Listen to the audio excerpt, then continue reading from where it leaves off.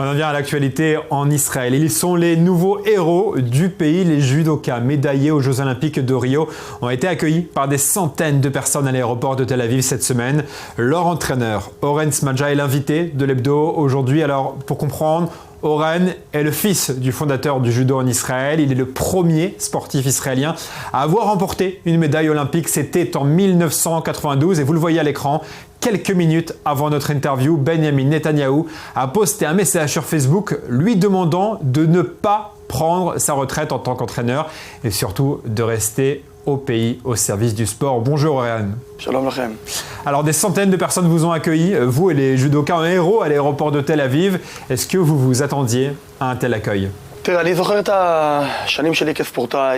Je me souviens de mes années en tant que sportif, quand je suis revenu avec ma première médaille olympique en Israël, il y a 24 ans. Ça ressemblait à ce qui se passe aujourd'hui. J'ai eu un choc, j'ai ressenti des frissons. C'était un véritable choc pour moi.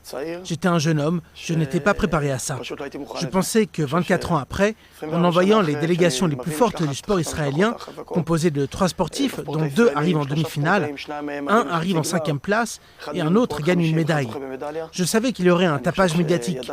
Je savais que ça ferait du bruit, mais encore une fois, c'était vraiment l'hystérie.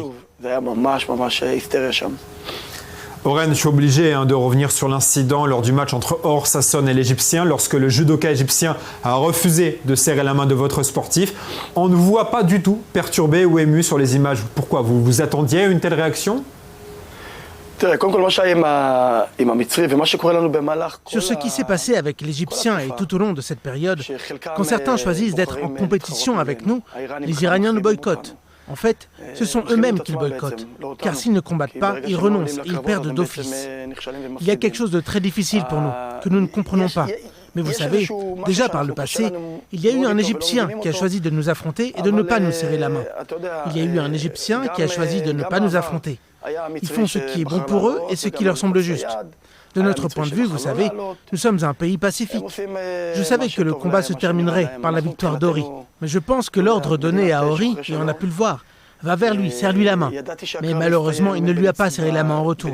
Ce fut vraiment déplaisant. Alors, Ori Sasson lui est resté très calme. Vous êtes satisfait de son comportement après le match sur le tatami ? Ori est un combattant, il vient pour gagner. La victoire, ce n'est pas d'humilier le rival ou de lui faire mal. C'est ce qui est beau. Ce combat dans une lutte très dure, pleine d'émotions, une lutte intelligente. Je pense que c'est ce qu'il a de beau dans ces combats. Je pense que l'Égyptien, je ne me souviens pas de son nom, voulait vraiment serrer la main d'Ori et lui donner le respect qu'on doit à un rival. J'espère que l'ordre ne vient pas d'en haut, car au final, nous dormons tous dans le même hôtel. Il y a eu un contact entre eux. Il y a eu un contact entre l'Égyptien et Ori. Ça m'est arrivé à moi aussi en tant que sportif, et c'est arrivé à d'autres sportifs en Israël. Comment les autres délégations, les pays étrangers ont réagi autour de vous ? Les gens ont hué parce que ce n'était pas sportif de la part de l'Égyptien. Et pour la représentation nationale. Mais en tant qu'entraîneur de la délégation, il m'était très important de laisser la politique en dehors du tatami, que ce soit une lutte juste, qui se termine de façon juste, sans que l'un ou l'autre se fasse mal. Chacun reprend après sa route. Il faut juste mettre de côté l'émotionnel, tout ce qu'il y a de personnel, quoi que ce soit, car au final, nous sommes tous des êtres humains et le but n'est pas de se faire mal. Alors un mot de l'état du sport en Israël. Le pays avait réalisé, on le sait, une très mauvaise performance à Londres, 0 médaille. À Rio, vos judokas ont sauvé l'honneur national avec les médailles de bronze donc de Or Sasson et de Yarden Djerbi. On pense également à Sagi Mouki qui arrivait très près de la médaille. Est-ce que vous pensez que le pays peut enfin s'imposer dans les compétitions internationales ? Tout d'abord, il faut examiner le secteur du sport en Israël, et le judo en particulier. Mon père est l'un des fondateurs du judo en Israël, et j'ai grandi avec des valeurs très fortes. En 1987, il n'y avait pas de représentation aux Jeux Olympiques de Séoul, et jusque-là, il n'y avait pas eu de médaille. Donc, en tant que jeune homme de 18 ans, mon père me dit « Écoute, tu vas nous rapporter une médaille olympique. Tu es le prochain grand sportif. C'est la vraie histoire. » Ce qui vient après cette médaille, c'est déjà de l'histoire.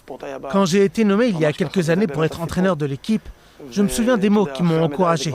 Et je me suis dit, attends, si je deviens entraîneur de l'équipe, je me donne entièrement. Et j'ai vraiment mis en place l'une des meilleures équipes au monde. avec des médailles aux championnats du monde, aux championnats européens, des sportifs qui gagnent tous les tournois qui existent sur la scène internationale. En tant qu'entraîneur, je suis très fier des sportifs et de toute la délégation. Tout le monde ne gagne pas de médaille. C'est très difficile de gagner une médaille olympique, en particulier dans un pays comme le nôtre, où l'olympisme n'est pas dans nos traditions. Mais en judo, nous avons 5 médailles olympiques.